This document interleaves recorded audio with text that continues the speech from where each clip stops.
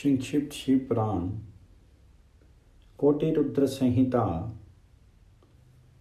भगवान शिव को संतुष्ट करने वाले व्रतों का वर्णन, शिवरात्रि व्रत की विधि एवं महिमा का कथन। तदंतर ऋषियों के पूछने पर सूत जी ने शिव जी की आराधना के द्वारा उत्तम एवं मनवांछित फल प्राप्त करने वाले बहुत से महान स्त्री पुरुषों के नाम बताए। इसके बाद ऋषियों ने फिर पूछा, व्यास शिष्य जी, किस व्रत से संतुष्ट होकर के भगवान शिव उत्तम सुख प्रदान करते हैं? जिस व्रत के अनुष्ठान से भक्तजनों को भोग और मोक्ष की प्राप्ति हो सके, उसका आप विशेष रूप से वर्णन कीजिए। सूत जी ने कहा, महर्षियों, तुमने जो कुछ पूछा है वही बात किसी समय ब्रह्मा, विष्णु तथा पार्वती जी ने भगवान शिव से पूछी थी। इसके उत्तर में शिव जी ने जो कहा वह मैं तुम लोगों को बता रहा हूं। भगवान शिव बोले, मेरे बहुत से व्रत हैं जो भोग और मोक्ष प्रदान करने वाले हैं। उन्हें मुख्य 10 व्रत हैं जिन्हें जाबाल श्रुति के विद्वान 10 शैव व्रत कहते हैं। द्विज को सदा यत्न पूर्वक इन व्रतों का पालन करना चाहिए। अरे, प्रत्येक अष्टमी को केवल रात में ही भोजन करें। विशेषतः कृष्ण पक्ष की अष्टमी को भोजन का सर्वथा त्याग कर दें। शुक्ल पक्ष की एकादशी को भी भोजन छोड़ दें, किंतु कृष्ण पक्ष की एकादशी को रात में मेरा पूजन करने के पश्चात भोजन किया जा सकता है।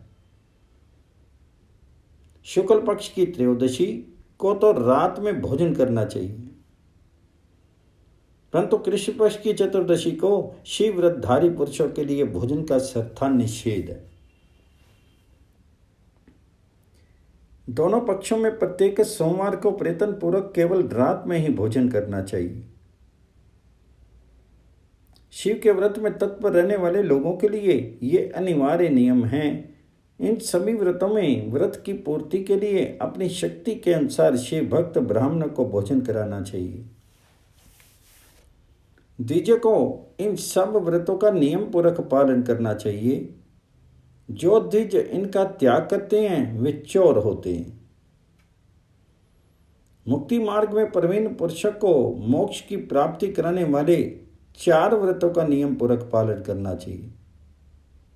वे 4 व्रत इस प्रकार हैं: भगवान शिव की पूजा, रुद्र मंत्रों का जप, शिव मंदिर में उपवास तथा काशी में मरण। ये मोक्ष के सनातन मार्ग हैं।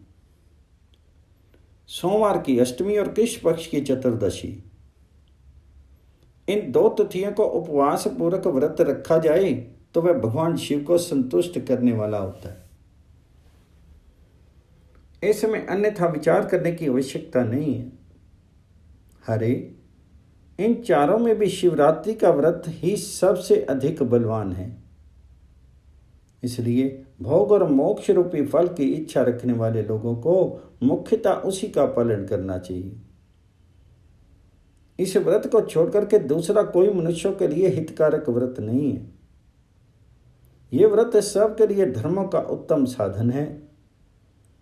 निष्काम अथवा सकाम भाव रखने वाले सभी मनुष्यों, वर्णों, आश्रमों, स्त्रियों, बालकों, दासों, दासियों तथा देवता आदि सभी देहधारियों के लिए ये श्रेष्ठ व्रत हितकारक बताया गया है।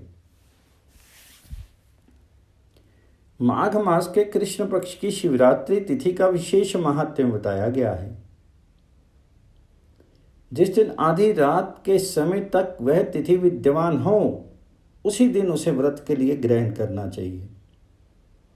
शिवरात्रि करोड़ों हत्याओं के पाप का नाश करने वाली है।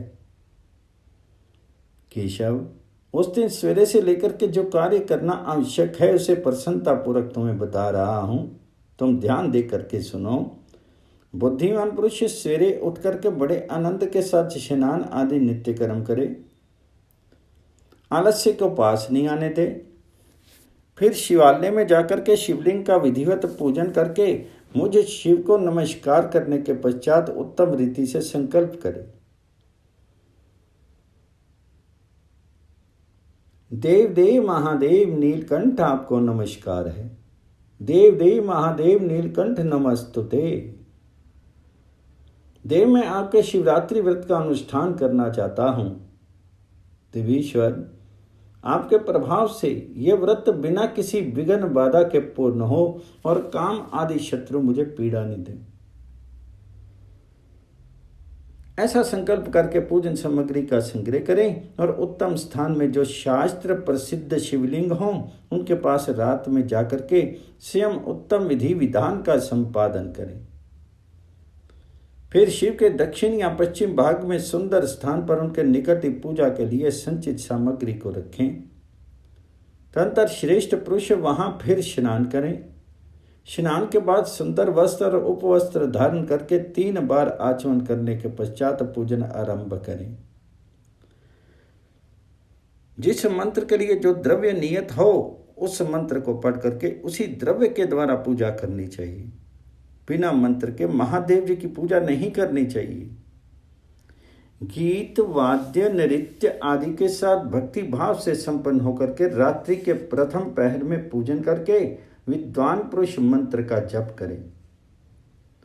यदि मंत्रज्ञ पुरुष उस समय श्रेष्ठ पार्थिव लिंग का निर्माण करे तो नित्य कर्म करने के पश्चात पार्थिव लिंग का ही पूजन करे।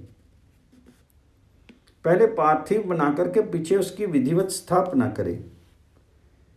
फिर पूजन के पश्चात नाना प्रकार के स्तोत्रों द्वारा भगवान वृषभ ध्वज को संतुष्ट करे। बुद्धिमान पुरुष को चाहिए कि उस समय शिवरात्रि व्रत का महात्म्य पाठ करे। श्रेष्ठ भक्त अपने व्रत की पूर्ति के लिए उस महात्म्य को श्रद्धापूर्वक सुने। रात्रि के चारों पहरों में 4 पार्थिव लिंगों का निर्माण करके आवाहन से लेकर के विसर्जन तक क्रमशः उनकी पूजा करें और बड़े उत्सव के साथ प्रसन्नता पूर्वक जागरण करें। प्रातःकाल स्नान करके पुनः वहां पार्थिव शिव का स्थापन और पूजन करें। इस तरह व्रत को पूरा करके हाथ जोड़ करके मस्तक झुका करके बारंबार नमस्कार पूर्वक भगवान शंभु से इस प्रकार प्रार्थना करें।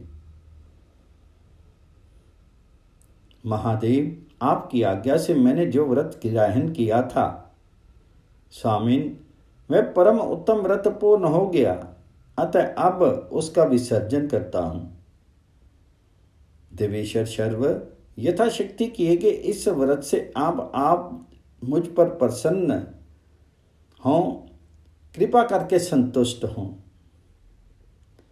तत्पश्चात शिव को पुष्पांजलि समर्पित करके विधि पूर्वक दान दें। फिर शिव को नमस्कार करके व्रत संबंधी नियम का विसर्जन कर दें। अपनी शक्ति के अनुसार शिव भक्त ब्राह्मणों विशेषतः सन्यासी को भोजन करा करके पूर्णतः तुष्ट करके स्वयं भी भोजन करे। हरे, शिवरात्रि को प्रत्येक पहर में श्रेष्ठ शिव भक्तों को जिस प्रकार विशेष पूजा करनी चाहिए उसे मैं बताता हूं, सुनो। प्रथम पहर में पार्थिव लिंग की स्थापना करके अनेक सुंदर उपचारों द्वारा उत्तम भक्ति भाव से पूजा करें। पहले गंध पुष्प आदि 5 द्रव्यों द्वारा सदा महादेव जी की पूजा करनी चाहिए। उस द्रव्य से संबंध रखने वाले मंत्र का उच्चारण करके पृथक पृथक वह द्रव्य समर्पित करें। इस प्रकार द्रव्य समर्पण के पश्चात भगवान शिव को जल धारा अर्पित करें। विद्वान पुरुष चढ़े हुए द्रव्यों का जल धारा से ही उतारें। जल धारा के साथ साथ 108 मंत्र का जप करके वह निर्गुण सगुण रूप शिव का पूजन करें।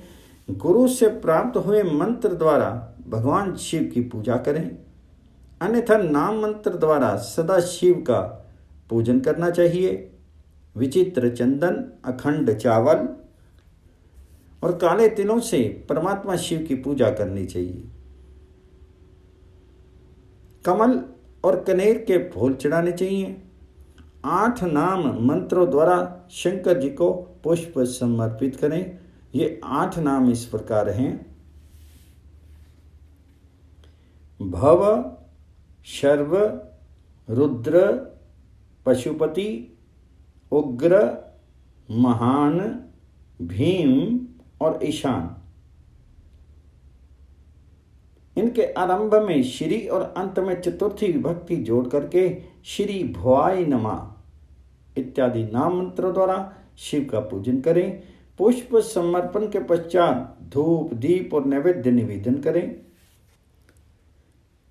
पहले पैर में विद्वान पुरुष नैवेद्य के लिए पकवान बना ले, फिर श्रीफल युक्त विशेष अर्घ्य देकर के तांबूल समर्पित करे। तदंतर नमस्कार और ध्यान करके गुरु के दिए हुए मंत्र का जप करे। गुरुदत्त मंत्र ना हो तो पंचाक्षर नमः शिवाय मंत्र के जाप से भगवान शंकर जी को संतुष्ट करे। धेनु मुद्रा दिखा करके उत्तम जल से तर्पण करे। तत्पश्चात अपनी शक्ति के अनुसार 5 ब्राह्मणों को भोजन कराने का संकल्प करे। फिर जब तक पहला पैर पूरा ना हो जाए तब तक महान उत्सव करता रहे। दूसरा पैर आरंभ होने पर पुनः पूजन के लिए संकल्प करे, अथवा एक ही समय चारों पैरों के लिए संकल्प करके पहले पैर की भांति पूजा करता रहे। पहले पूर्वोक्त द्रव्यों से पूजन करके फिर जल धारा समर्पित करे। प्रथम पहर की अपेक्षा दुगने मंत्रों का जप करके शिव की पूजा करे। पूर्वोक्त तिल, जौ तथा कमल पुष्पों से शिव की अर्चना करे। विशेषतः बेलोपत्रों से परमेश्वर शिव का पूजन करना चाहिए। दूसरे पहर में बिजोरा नींबू के साथ अर्घ्य देकर के खीर का नैवेद्य निवेदन करें। जनार्दन, इससे पहले की अपेक्षा मंत्रों की दुगनी आवृत्ति करनी चाहिए। फिर ब्राह्मणों को भोजन कराने का संकल्प करें। शेष सब बातें पहले की ही भांति तब तक करता रहें जब तक दूसरा पैर पूरा ना हो जाए। तीसरे पहर के आने पर पूजन तो पहले के समान ही करें, किंतु जौ के स्थान में गेहूं का उपयोग करें और आक के फूल चढ़ावें। उसके बाद नाना प्रकार के धूप एवं दीप देकर के पुए का नैवेद्य भोग लगावें। उसके साथ भांति भांति के शाक भी अर्पित करें। इस प्रकार पूजन करके कपूर से आरती उतारें। अनार के फल के साथ अर्घ्य दें और दूसरे पहर की अपेक्षा दुगना मंत्र जप करें।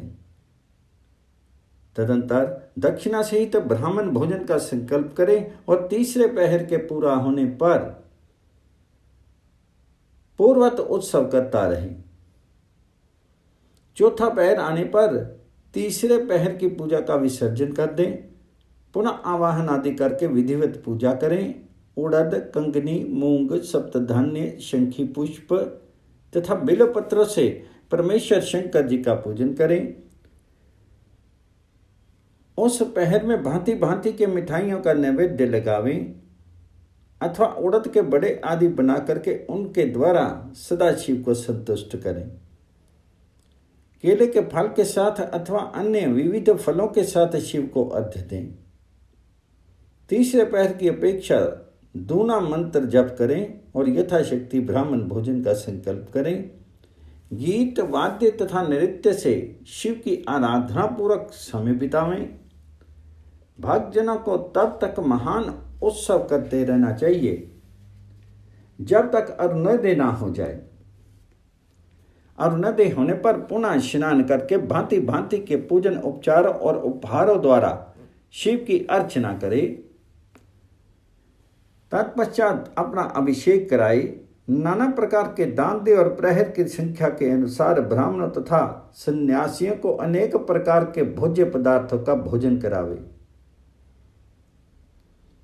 फिर शंकर को नमस्कार करके पुष्पांजलि दे और बुद्धिमान पुरुष उत्तम स्तुति करके ने इस प्रकार मंत्रों से प्रार्थना करे।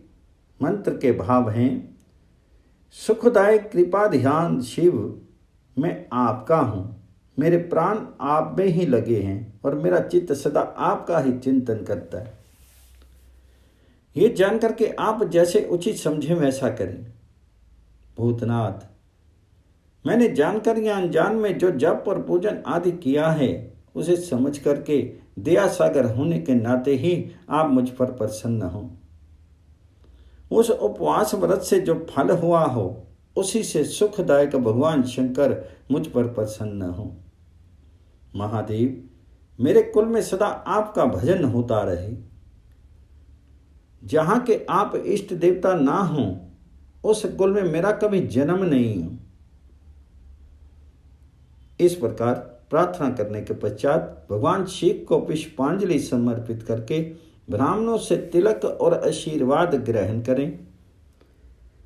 तदनंतर शंभु का विसर्जन करें। जिसने इस प्रकार व्रत किया है उससे मैं दूर नहीं रहता। इस व्रत के फल का वर्णन नहीं किया जा सकता। मेरे पास ऐसी कोई वस्तु नहीं है जिसे शिवरात्रि व्रत करने वाले के लिए मैं दे ना डालूं। जिसके द्वारा अनायास ही इस व्रत का पालन हो गया, उसके लिए भी अवश्य मुक्ति का बीज बो दिया गया। मनुष्य को प्रति मास भक्ति पूर्वक शिवरात्रि व्रत करना चाहिए। तत्पश्चात इसका अध्यापन करके मनुष्य सांगोपांग फल लाभ करता है। इस व्रत का पालन करने में मैं शिव निश्चय ही उपासक के समस्त दुखों का नाश कर देता हूँ और उसे भोग मोक्ष आदि संपूर्ण मनोवांछित फल प्रदान करता हूँ। सूर्य कहते हैं, महिषियों, भगवान शिव का ये अत्यंत हितसारक और अद्भुत वचन सुनकर के श्री विष्णु अपने धाम को लौट आए। उसके बाद इस उत्तम व्रत का अपना हित चाहने वाले लोगों में प्रचार हुआ। किसी समय केशव ने नारद जी से भोग और मोक्ष देने वाले इस दिव्य शिवरात्रि व्रत का वर्णन किया था। अध्याय 37-38 पूर्ण। अध्याय 39 में शिवरात्रि व्रत के उद्यापन की विधि। ऋषि बोले, सूत जी, अब हमें शिवरात्रि व्रत के उद्यापन की विधि बताइए, जिसका अनुष्ठान करने से साक्षात भगवान शंकर निश्चय ही प्रसन्न होते हैं। सूर्य ने कहा, ऋषियों, तुम लोग भक्ति भाव से आदर पूर्वक शिवरात्रि के उद्यापन की विधि सुनो, जिसका अनुष्ठान करने से यह व्रत अवश्य पूर्ण फल देने वाला होता है। लगातार 14 वर्षों तक शिवरात्रि के शुभ व्रत का पालन करना चाहिए। त्रयोदशी को एक समय भोजन करके चतुर्दशी को पूरा उपवास करना चाहिए। शिवरात्रि के दिन नित्य कर्म संपन्न करके शिवालय में जाकर के विधि पूर्वक शिव का पूजन करें। तत्पश्चात वहां यत्न पूर्वक एक दिव्य मंडल बनावे, जो तीनों लोकों में गौरी तिलक नाम से प्रसिद्ध है। उसके मध्य भाग में दिव्य लिंग तो भद्र मंडल की रचना करे अथवा मंडप के भीतर सत्वभद्र मंडल का निर्माण करे। वहां प्रजापत्य नामक कलशों की स्थापना करनी चाहिए। वे शुभ कलश वस्त्र, फल और दक्षिणा के साथ होने चाहिए। उन सबको मंडप के पार्श्व भाग में यत्न पूर्वक स्थापित करें। मंडप के मध्य भाग में एक सोने का और दूसरी धातु तांबे आदि का बना हुआ कलश स्थापित करें। व्रती पुरुष उस कलश पर पार्वती सहित शिव की स्वर्ण में प्रतिमा बना करके रखे। वह प्रतिमा एक पल अर्थात 1 तोले अथवा आधे पल सोने की होनी चाहिए, या जैसी अपनी शक्ति और उसके अनुसार प्रतिमा बनवा लें। वाम भाग में पार्थिव की और दक्षिण भाग में शिव की प्रतिमा स्थापित करके रात्रि में उसका पूजन करें। आलस्य छोड़ करके पूजन का काम करना चाहिए। उस कार्य में 4 ऋत्विज्ञों के साथ एक पवित्र आचार्य का वर्ण करें और उन सब की आज्ञा लेकर के भक्ति पूर्वक शिव की पूजा करें। रात को प्रत्येक पहर में पृथक पृथक पूजा करते हुए जागरण करें। व्रती पुरुष भगवत संबंधी कीर्तन, गीत एवं नृत्य आदि के द्वारा सारी रात बितावे। इस प्रकार विधिवत पूजन पूर्वक भगवान शिव को संतुष्ट करके प्रातःकाल पुनः पूजन करने के पश्चात सविधि होम करे। फिर यथाशक्ति प्रजापत्य विधान करें। फिर ब्राह्मणों को भक्तिपूर्वक भोजन करावे और यथाशक्ति दान दे। इसके बाद वस्त्र, अलंकार तथा आभूषणों द्वारा पत्नी सहित ऋतिज्ञों को अलंकृत करके उन्हें विधिपूर्वक पृथक पृथक दान दे। फिर आवश्यक सामग्रियों से युक्त बछड़े सहित गौ का आचार्य को ये कहकर के विधिपूर्वक दान दे कि इस दान से भगवान शिव मुझ पर प्रसन्न हो। तत्पश्चात कलश सहित उस मूर्ति को वस्त्र के साथ वृषभ की पीठ पर रख करके संपूर्ण अलंकारों सहित उसे आचार्य को अर्पित कर दे।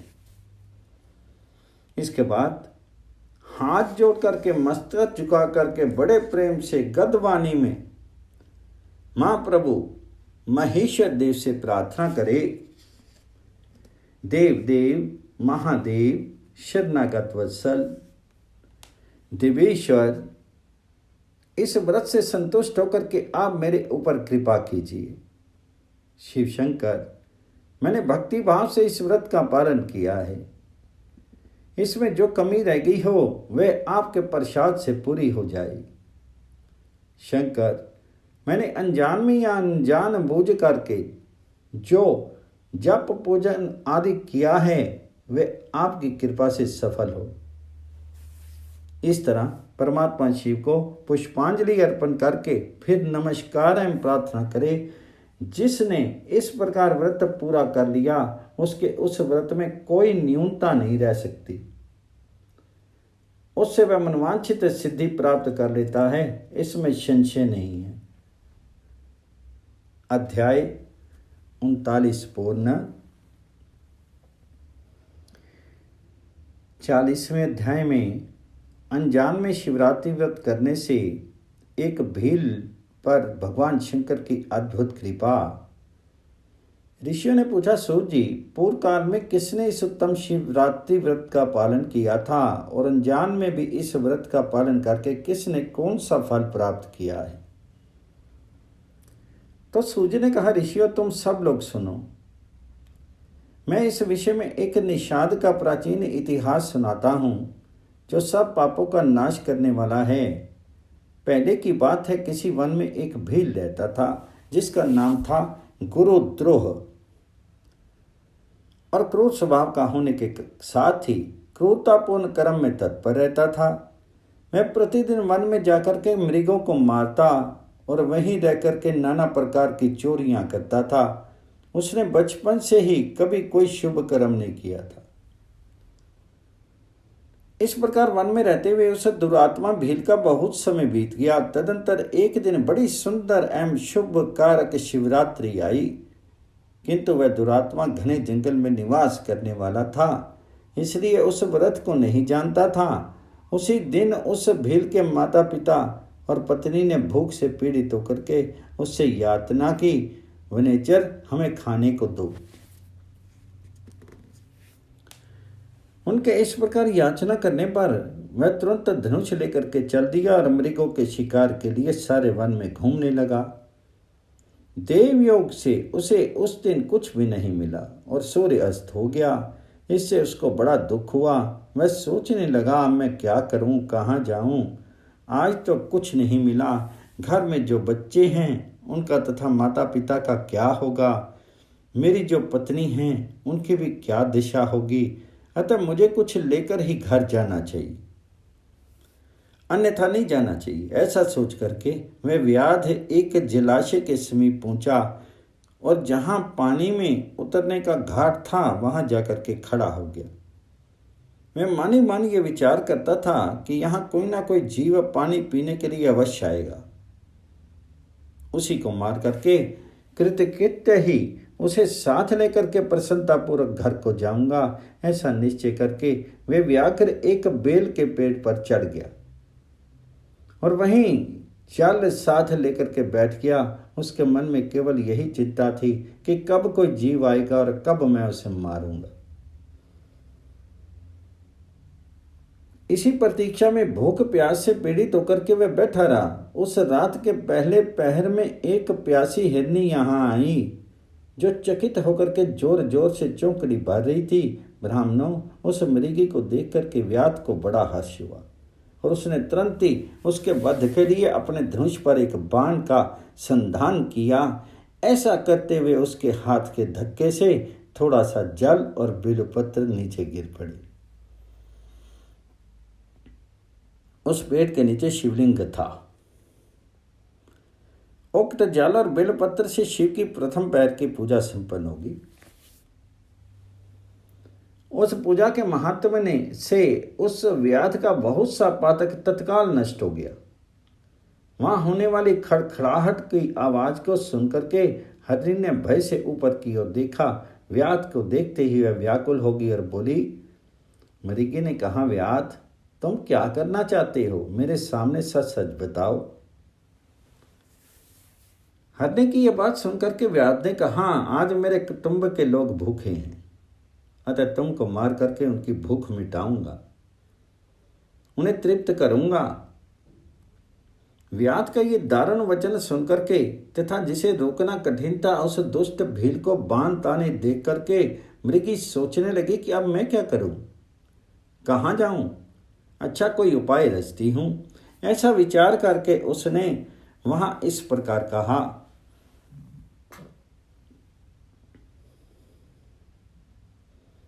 मृगी बोली, भील, मेरे मांस से तुमको सुख होगा। इस अनर्थकारी शीर के लिए इससे अधिक महान पुण्य का कार्य और क्या हो सकता है? उपकार करने वाले प्राणी को इस लोक में जो पुण्य प्राप्त होता है उसका 100 वर्षों में भी वर्णन नहीं किया जा सकता। परंतु इस समय मेरे सब बच्चे मेरे आश्रम में ही हैं। मैं उन्हें अपने बहन को अथवा स्वामी को सौंप करके लौट आऊंगी। वनेचर, तुम मेरी इस बात को मिथ्या मत समझो। मैं फिर तुम्हारे पास लौट आऊंगी, इसमें संशय नहीं है। सत्य से ही धरती टिकी हुई है, सत्य से ही समुद्र अपनी मर्यादा में स्थित है, और सत्य से ही निर्झरों से जल की धाराएं गिरती हैं। सत्य में ही सब कुछ स्थित है। सूर्य कहते हैं, मृगी के ऐसा कहने पर भी जब व्याध ने उसकी बात नहीं मानी तब उसने अत्यंत विस्मित एवं भयभीत होकर के पुनः इस प्रकार कहना आरंभ किया।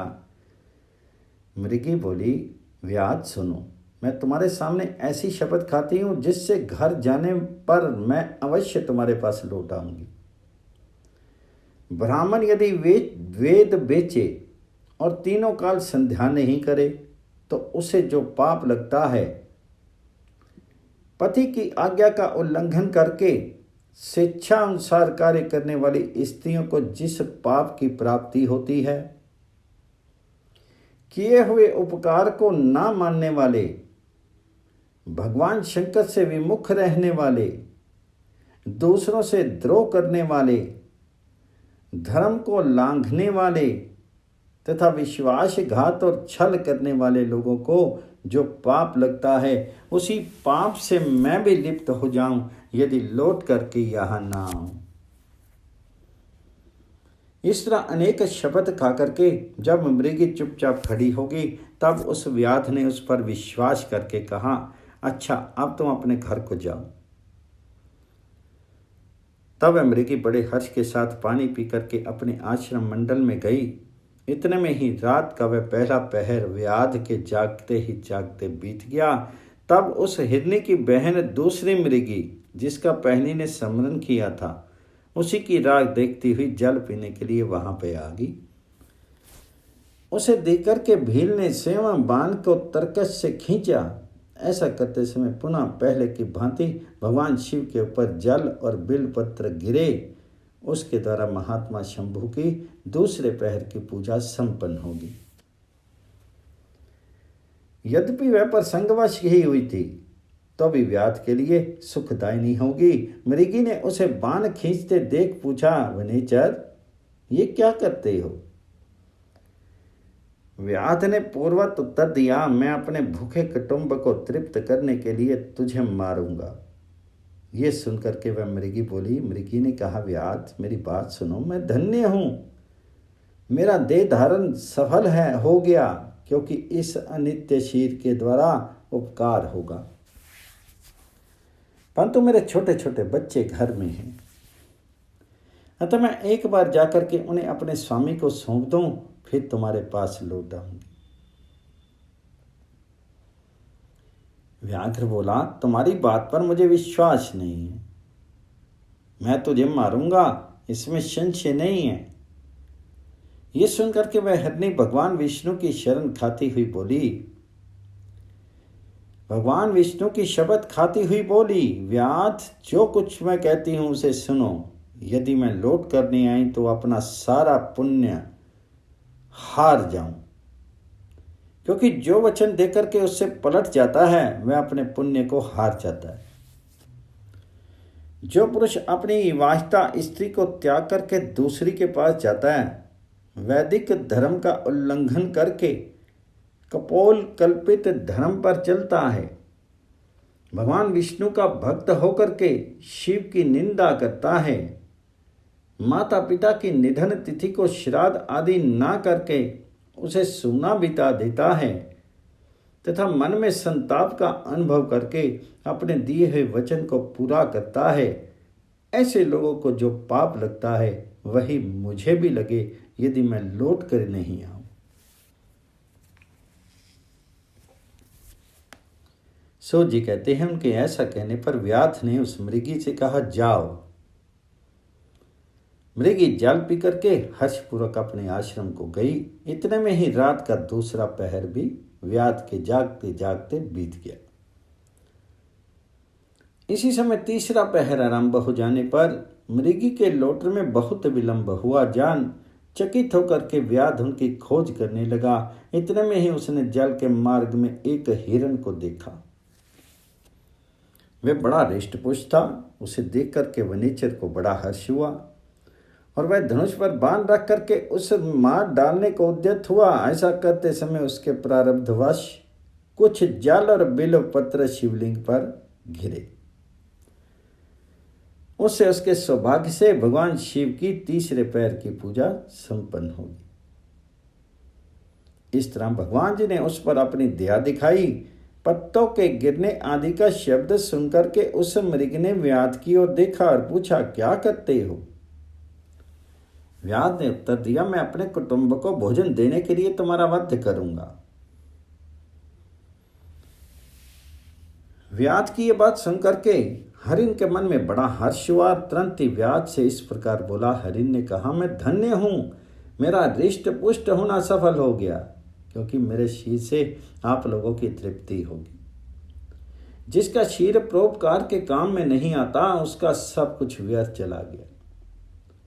जो सामर्थ्य रहते हुए भी किसी का उपकार नहीं करता है उसकी वह सामर्थ्य व्यर्थ चली जाती है तथा वह परलोक में नरकगामी होता है। परंतु एक बार मुझे जाने दो, मैं अपने बालकों को उसकी माता के हाथ में सौंप करके और उन सब को धीरज बधा करके यहाँ लौट आऊंगा।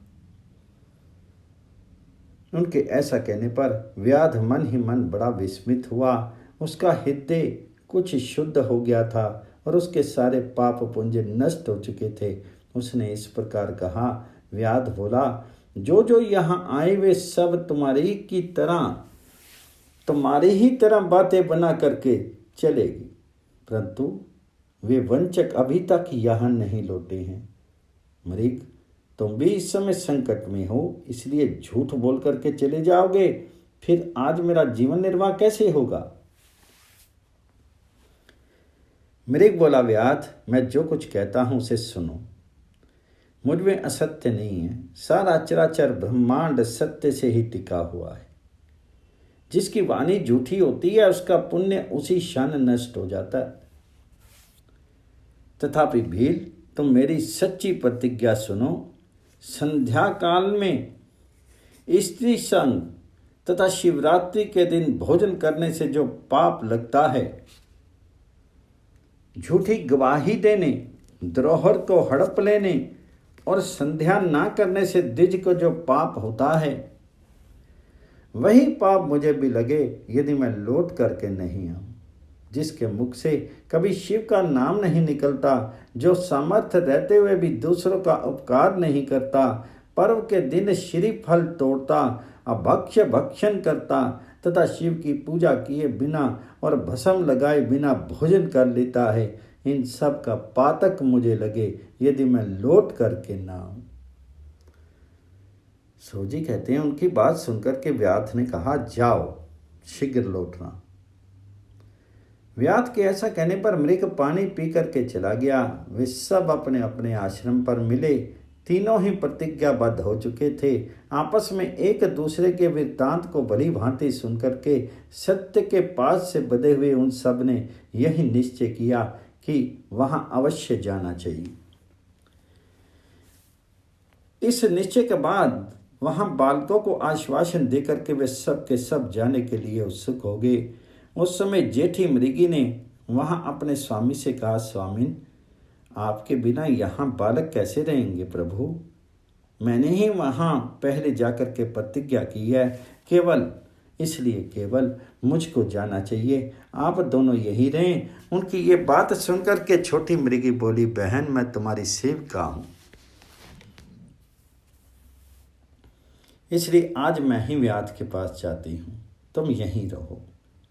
ये सुनकर के मृग बोला, मैं ही वहाँ जाता हूँ, तुम दोनों यहाँ रहो, क्योंकि शिशुओं की रक्षा माता से ही होती है। स्वामी की ये बात सुनकर के उन दोनों मृगियों ने धर्म की दृष्टि से उसे स्वीकार नहीं किया। वे दोनों अपने पति से प्रेम पूर्वक बोली, प्रभु, पति के बिना इस जीवन को धिक्कार है। तब उन सब ने अपने बच्चों को सांत्वना देकर के उन्हें पड़ोसियों के हाथ में सौंप दिया और स्वयं शीघ्र उस स्थान को प्रस्थान किया जहां में व्याध शिरोमणि उनकी प्रतिष्ठा में बैठा था। उन्हें जाते देख उनके वे सब बच्चे भी पीछे पीछे चल आए। उन्होंने यह निश्चय कर लिया था कि इन माता पिता की जो गति होगी वही हमारी भी हो।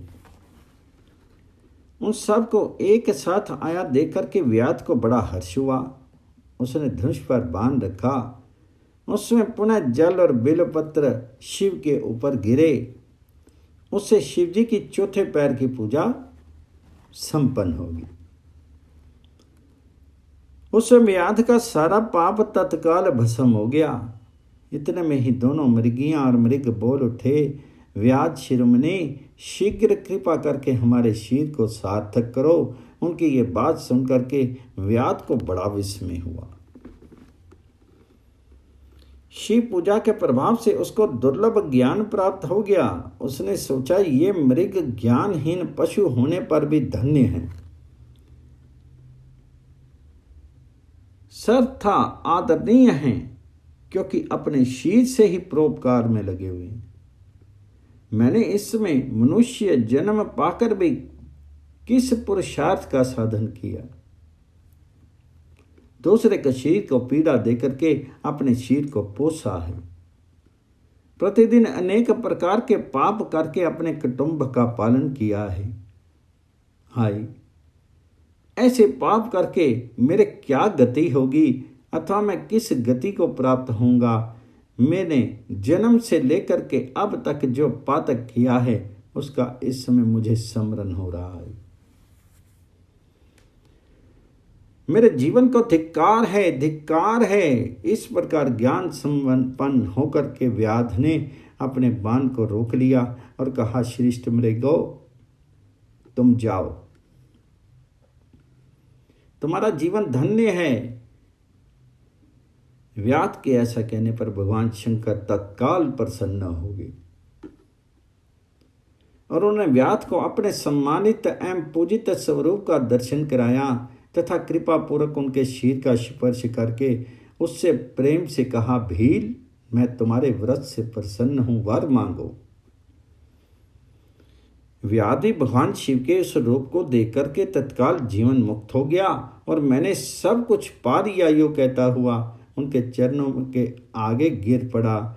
उनके इस भाव को देख करके भगवान शिव भी मन ही मन बड़े प्रसन्न हुए और उसे गोह नाम दे करके कृपा दृष्टि से देखते हुए उन्होंने उसे दिव्य वर दिए।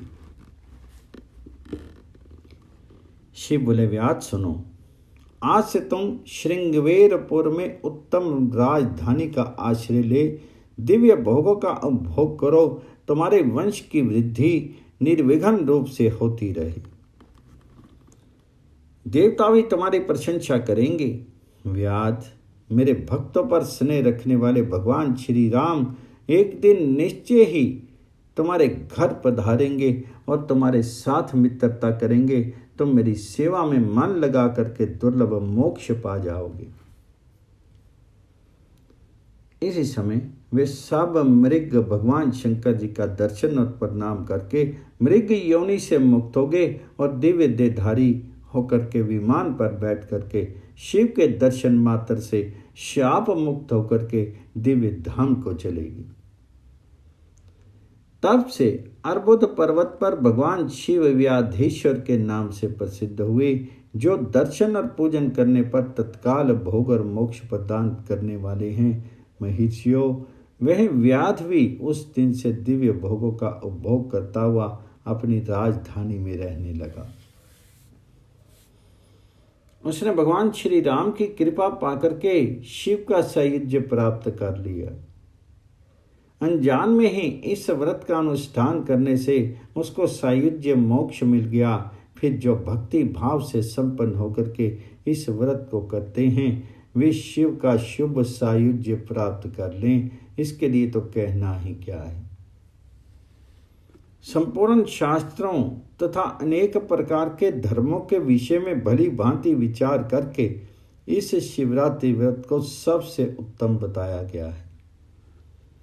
इस लोक में जो नाना प्रकार के व्रत, विविध तीर्थ, भांति भांति के विचित्र दान, अनेक प्रकार के यज्ञ, तरह तरह के तप तथा बहुत से जप हैं, वे सब इस शिवरात्रि व्रत की समानता नहीं कर सकते। इसलिए अपना हित चाहने वाले मनुष्यों को इस शुभतर व्रत का अवश्य पालन करना चाहिए। ये शिवरात्रि व्रत दिव्य है। इससे सदा भोग और मोक्ष की प्राप्ति होती है। महिषियों, ये शुभ शिवरात्रि व्रत राज के नाम से विख्यात है। इसके विषय में सब बातें मैंने तुम्हें बता दी। अब और क्या सुनना चाहते हो? अध्याय 40 पौध।